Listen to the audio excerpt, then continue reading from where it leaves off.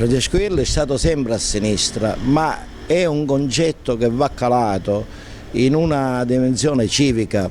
Da tempo ho compreso che le situazioni non si salvano con la contrapposizione fra i partiti sono in crisi, sono esauriti da questo punto di vista, però la traccia della mia cultura, della mia sensibilità sicuramente è una traccia a sinistra. Il movimento e la coalizione che stiamo costruendo va oltre il centrodestra, va oltre il centrosinistra. Noi pensiamo che i problemi della città riguardino tutti i cittadini e lottiamo per la soluzione di questioni che riguardano il lavoro,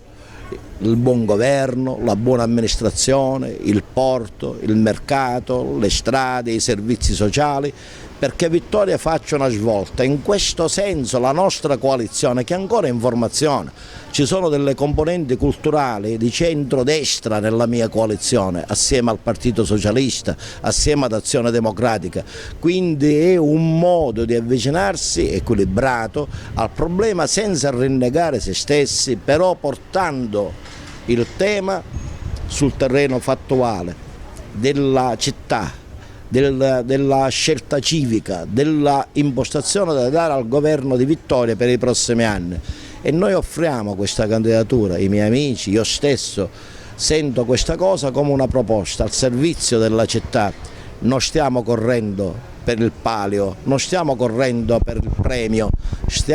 abbiamo messo la nostra esperienza, la nostra sensibilità al servizio dei vittoriesi, perché i vittoriesi comprendono che dobbiamo uscire dal pantano consapevoli della storia che c'è alle nostre spalle, dei problemi che dobbiamo affrontare, dei problemi che dobbiamo risolvere per assicurare alle giovani generazioni un futuro,